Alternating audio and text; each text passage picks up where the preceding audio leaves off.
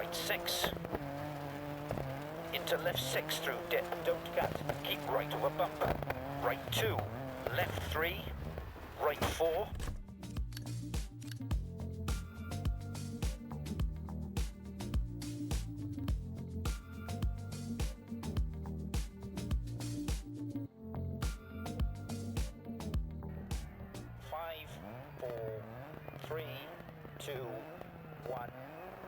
Hello, and welcome to a review of a rally game by someone who hasn't played a rally game since Colin McRae on the PS2, whose simulator consists of a PS4 controller connected to his laptop in a kitchen which is currently far too hot to be playing games.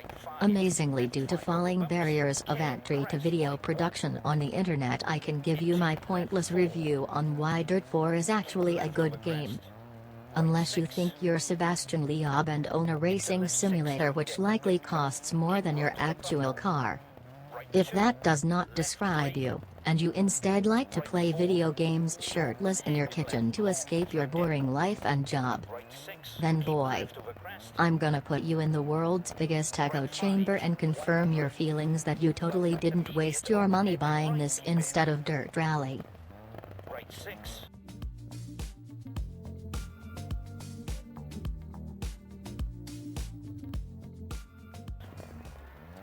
Many people say this game does not have the realism of Dirt Rally, that the game is simply more arcade and therefore bad, and if not bad then not what they were expecting.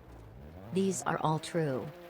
While I did not play Dirt Rally, the lack of VR support and the addition of gamer modes where everything is dulled down, it's clear they're targeting a broader audience. But alas, if we take a look at that fine box it comes in, there, right in the middle, we can see the title says Dirt4, a sequel to the earlier, energy drink fueled, snapback powered and Hoonigan endorsed Dirt 3. The definition of an arcade rally game. For arcade stuff, it does not say Dirt Rally 2. Wow. Who knew reading could open up this world of discoveries? Whether Codemasters has learned lessons from Dirt Rally and toned down the obnoxious energy drink guzzling, or it's more a fact that those people have grown up, or at least disappeared back to the pit they belong instead of dominating mainstream car culture, we'll never know. What we do know, however, is that this is a dirt game and not a Dirt Rally game. Much like Forza Horizon is to Forza Motorsport, I expect Dirt X and Dirt Rally respectively fulfill the same roles going forward. It's nice to have a game which doesn't require being a professional rally driver or have 10 grand in VR gear to actually play. Into right 3 long, crest left.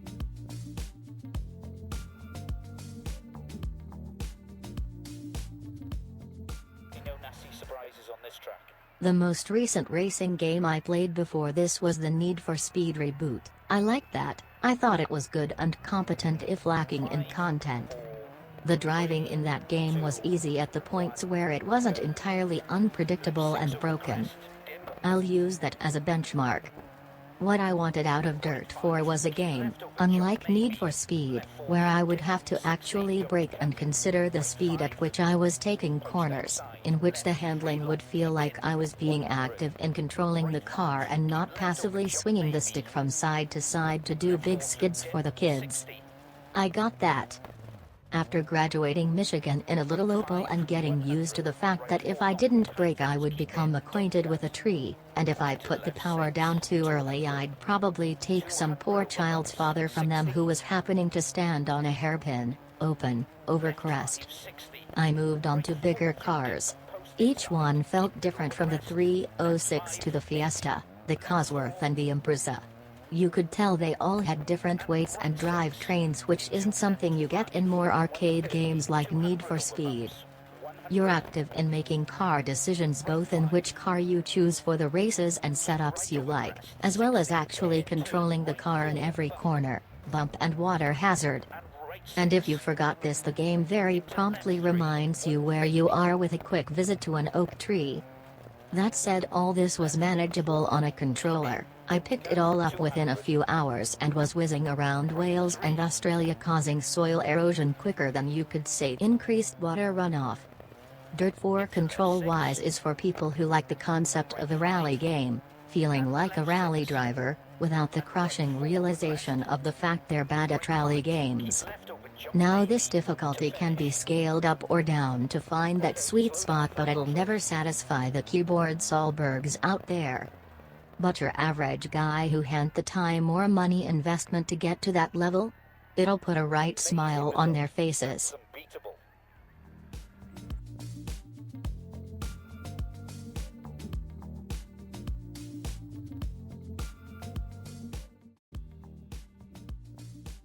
There are a lot of things to do in Dirt 4. The career mode lets you build your own race team and decide who gets the honor of fixing your little Fiesta when it was thrown into a snowbank after saying "shut up Grist." You can take a 1 Titan at full throttle.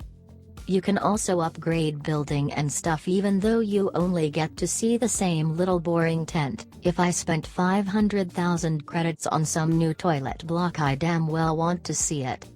Other than that, there is Rallycross and some other rally racing thing. It's bad.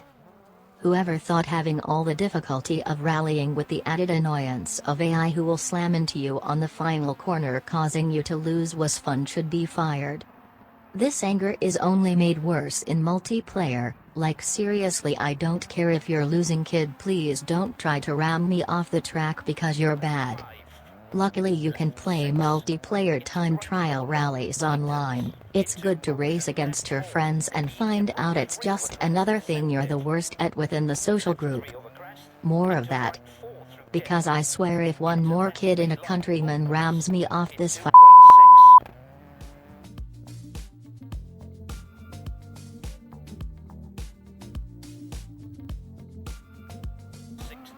Racing games are known for looking pretty good, as there is only one thing that needs to be animated. Dirt 4 looks pretty good.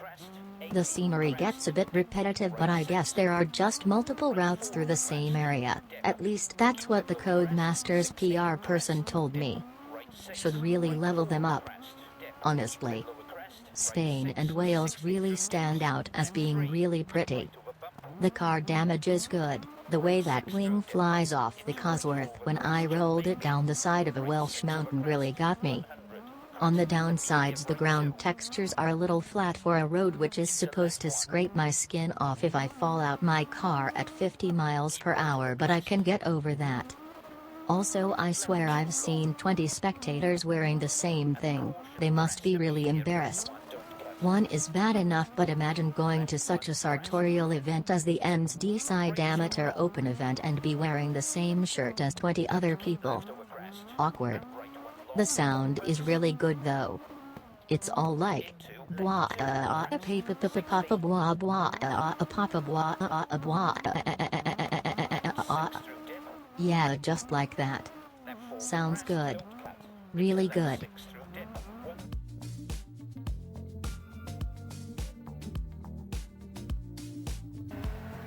So in conclusion, after this ramble, Dirt 4 is good. Not because it is a rally game for the die-hard fans, but because it hits all the bases of what a rally game should be while doing it in a fun and accessible manner. Fun handling, bouncy physics, good-sounding cars, a Finnish guy screaming the numbers 1 to 6 in your ears, and enough dirt to keep Taz in business forever.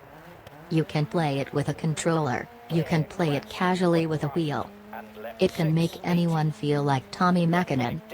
It introduces a whole new generation to the concept of what fun rally games can be, allows them to develop their skills till they themselves are posting angry YouTube and Steam comments saying, "Oh my god, this is not hardcore enough for me, I didn't even get airlifted to hospital after that crash with a gate." Just imagine if this game breeds a whole new generation of those people. On second thoughts, this game is blah papa blah blah papa blah blah